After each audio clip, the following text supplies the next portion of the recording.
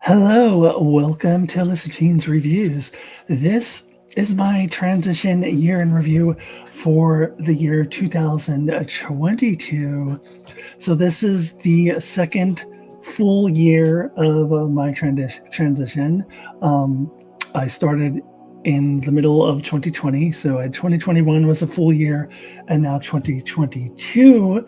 So I just kind of want to talk about where I'm at, how things have been going, how I'm feeling, those sorts of things, and how I changed through the year of 2022. And there definitely were some changes that occurred over the course of the year. So that's what this video will focus on. But first, I want to just kind of talk briefly about 2022 in general, because we as a society in this country, in the United States, like to break things down into years and judge on whether the year was good or not. 2020 generally thought of as a very bad year, although for me personally, it was simultaneously the worst and best year. The worst year for all the same reasons as everyone else, and the best year because I finally transitioned. 2021 generally thought of as a shitty year as well. And then so now everybody's weighing in on what they think about 2022.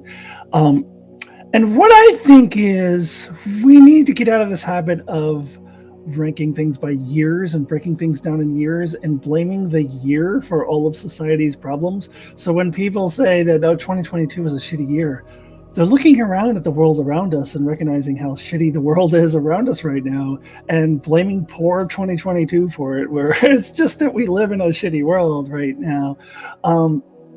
I think when you put it all into context, for me personally, I enjoyed 2022 more than 2021 or 2020, and primarily because COVID is not running our lives anymore the way it was in those previous 2 years.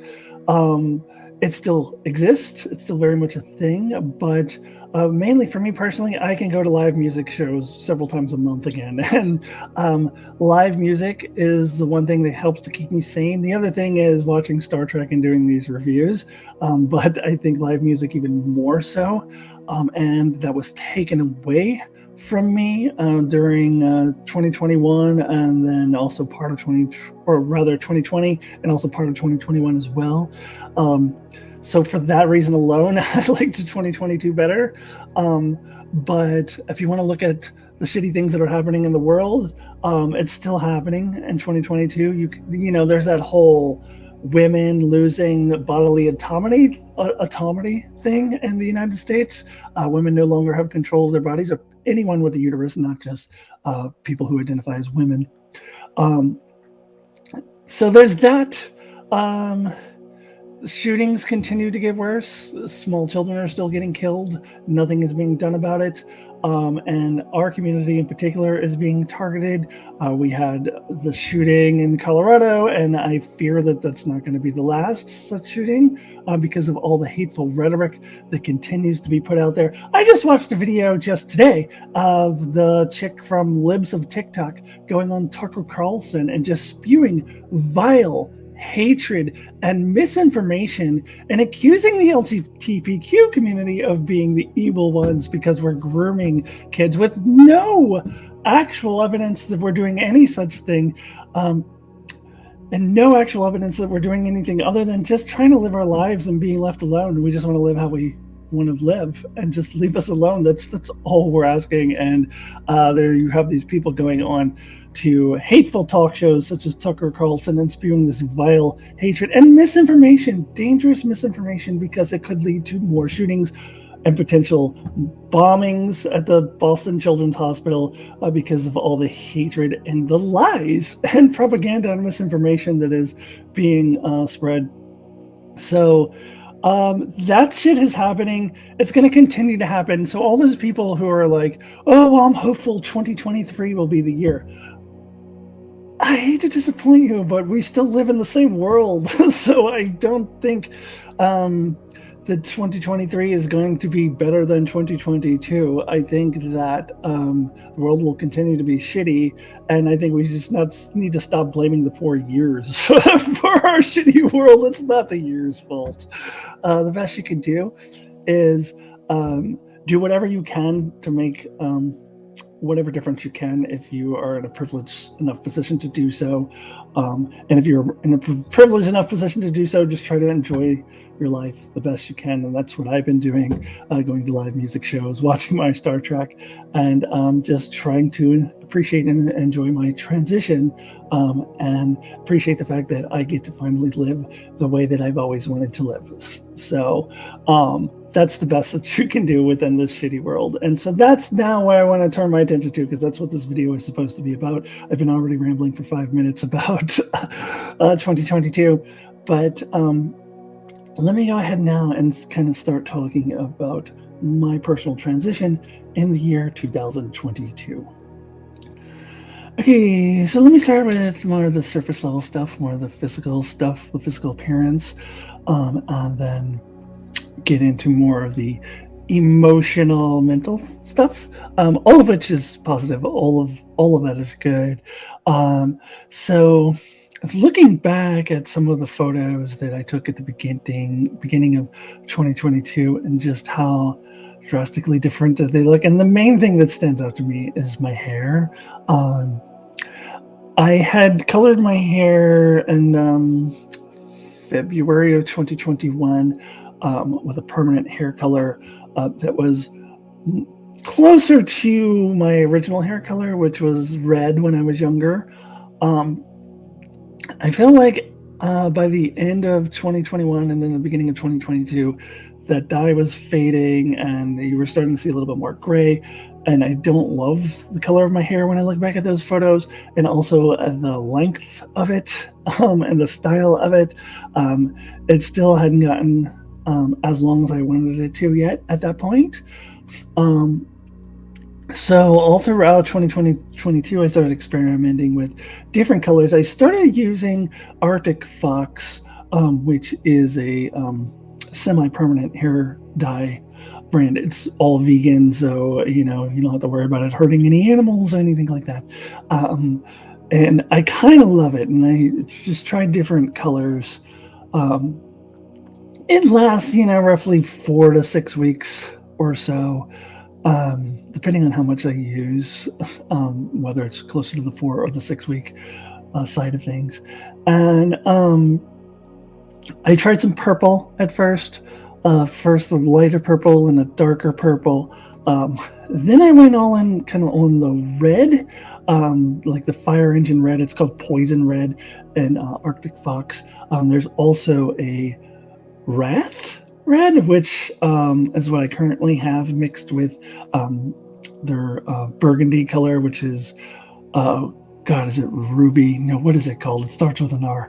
Ritual. And so that's what I currently have. But I started with the poison color, and then I started mixing things. So I mixed the poison red with the orange. That's what I had for Pride. So I was looking a little bit more orangey. And then I went back to just the straight up poison red, and then I started using the Ritual, the burgundy color, in the fall, which I kind of love. And then my most recent hair dye experience, which was just last week, I mixed the burgundy with the Wrath, which is another like fire engine red color. I kind of love this. I don't know what you guys think of it. Also, my hair is getting longer. Also, I finally got a hairstyle that I liked. I got my hair cut a few weeks ago, and I went in and said, you don't have to make it curly. Like, everybody always wants to make it curly. Like, it doesn't have to be curly. It's just naturally wavy. That's fine. But, like, they want me to, like, curl it and everything. And, like, I kind of like it more straight. Right now, it actually does look a little wavy, but depending on the day, it looks a little more straight.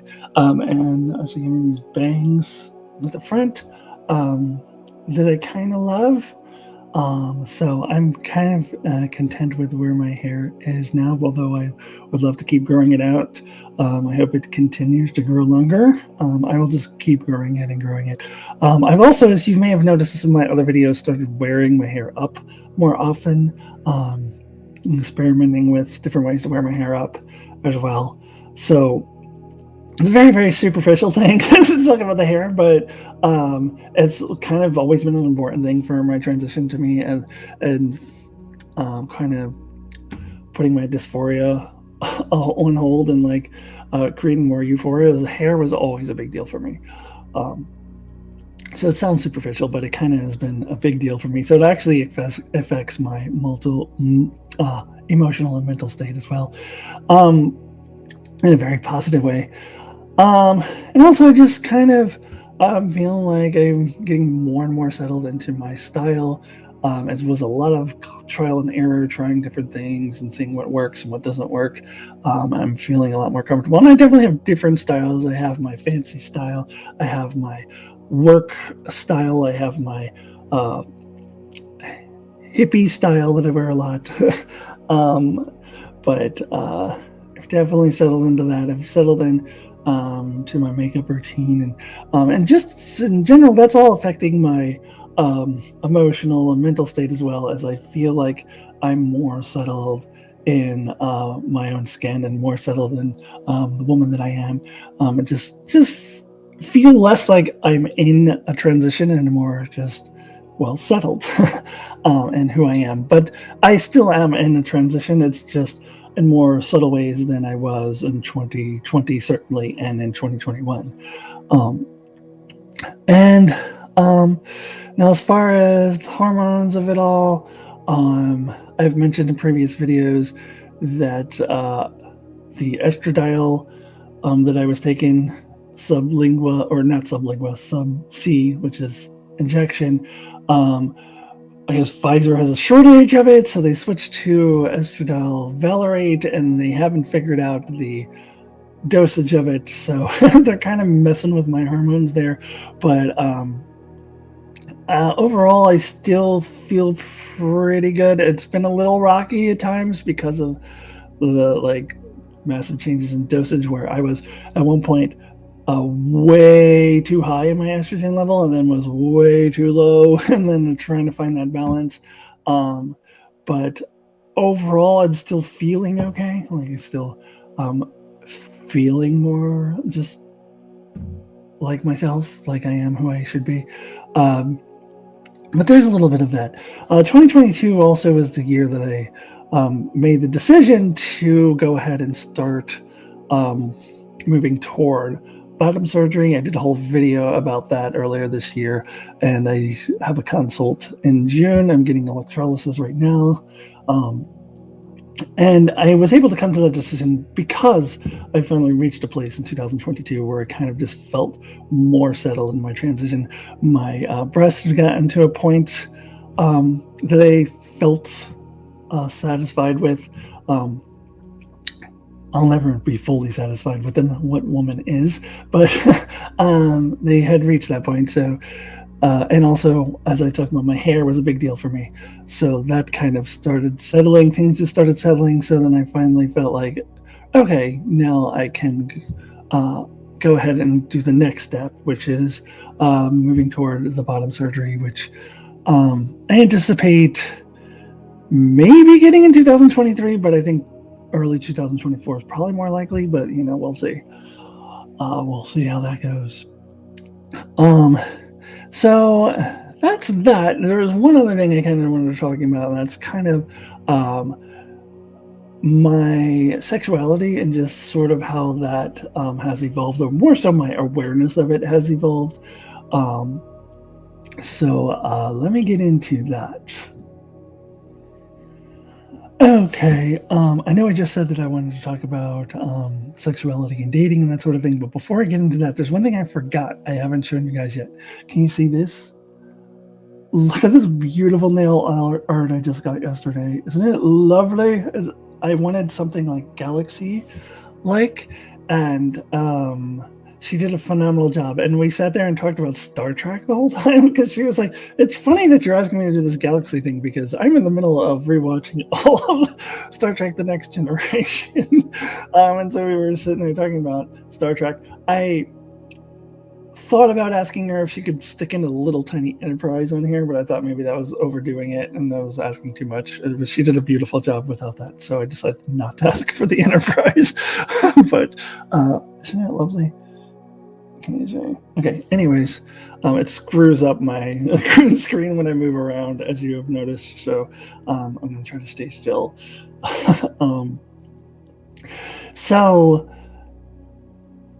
one thing that I discovered upon looking back at 2022 is at the beginning of the year, I think that I was still very much in the mindset of a heterosexual man, even though I wasn't consciously aware of it. And I was definitely, obviously had transitioned and thought of myself as a woman and identified as a woman and had female hormones coursing through my body. But I've been so used to thinking about dating in a certain way that I think I still was thinking like a heterosexual man. Now, what do I mean by that? I mean that I was more looking at bisexual women, but women who kind of seem heterosexual and probably lean a little more heterosexual. And the woman I was dating at the beginning of 2022 for a brief period of time identified as bisexual and definitely expressed interest in me. And she also, though, like whenever she would mention a past relationship, just in passing in a story, she had to tell or whatever, was always a man. So I think that this kind of like the person I was finding myself attracted to was exclusively like women who were heterosexual appearing or maybe heterosexual leaning. And I'm still attracted to those women as well, but I started having more of a queer awakening, I suppose, and started realizing that I'm finding myself drawn more to queer women and also female presenting or female leaning non-binary individuals as well. So I was still attracted to femininity, but I was having an awakening and realizing that I'm attracted to a different kind of femininity. I'm realizing that the whole world of queer women has opened up to me. I don't have to just stick to the heterosexual leaning or appearing women, that there's this whole world of beautiful queer women out there too that I started feeling attracted to. And I know I've mentioned this in several videos this year, but I'm going to mention it one more time. Star Trek Strange New Worlds, and Jesse James Keitel was an actress who appeared, who I was immediately drawn to her incredibly sexy, queer, feminine energy that she just emits, is just specifically a queer type of sexy. And that's when I kind of started really becoming more conscious of it and started really thinking about that I am very queer and I should start like thinking more like a queer person, because I've always have been. It's just that I was in the habit of thinking like a heterosexual male, and now kind of worlds are opening up for me. But simultaneously, another interesting thing is happening is where I was more on the scale, closer to the scale of thinking like a heterosexual male. Now it started moving more into the middle, thinking more like a queer woman. Now I'm kind of on the other side of the scale where if I'm leaning toward heterosexual anything, it's a heterosexual woman. Obviously, I'm not a heterosexual woman. As I just said, I'm very, very queer. But if I were to lean toward heterosexuality one way or the other, it would be I started leaning more toward being a heterosexual woman because I'm starting to find myself more attracted to men, most trans men, trans masc individuals, but also just straight up cis men. and I'm finding myself more and more attracted to them, and actually feeling like for the first time that a relationship with a cis man is not totally out of the question. Whereas before, I thought if I'm ever in a relationship again, it'll definitely be with a woman. Maybe so, maybe not. Like I think I'm a little more open, but I think it definitely would have to be a man who's at least a little bit queer. I think I'm kind of. I just don't think the straight cis men thing is going to work. The only ones that I've had any success with at all are ones who look at me as a fetish, and I'm just not interested in that. I think like straight up, just like straight cis men, and most of them have an issue with women with penises, even even though technically they're still heterosexual if they have sex with a trans woman. They don't see it that way. Um, so I feel like I would have, a bisexual man who leans toward heterosexuality and really appreciates a beautiful femme woman, which I think I am. um, I think basically someone who is attracted to women but does not have an issue with penises because until I get the surgery, that's what I have. So um, I think of it. In order to be in a relationship, it would be have to be a man who's at least a little bit queer. So I'm definitely still in that queer realm. Um, but I'm definitely much more open to it now. I'm more open to a variety of experiences. No, I haven't actually had any of those experiences, mainly because I've just been trying on dating apps, and dating apps just suck. Like I did a whole video about them. I'm just kind of over it.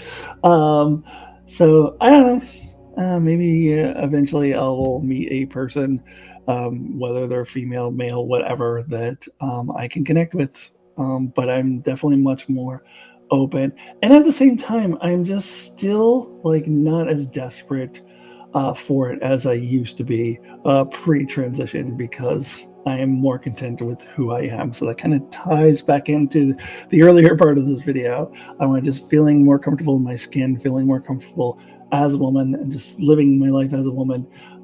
So that makes me less like needy or desperate, like, 'cause I'm pretty content. Um, I'm pretty content being alone with me and my doggy, but at the same time, it'd be nice to have, to meet different people and have different experiences. Um, so anyway, that has been my year of 2022 for my transition. Join me in 2023, where I will continue to do monthly videos that are kind of updating my life as a trans woman, um, as well as some of the other stuff I do on this channel, such as Star Trek reviews and that sort of thing. And also, please watch my video for my top 10 shows of 2022, which was dropped the same day as this video, and I actually go through 31 shows that I watched this year. So I'm a nerd. Okay, so watch that, and please subscribe if you have not already, and have a happy new year, and I will see you in 2023.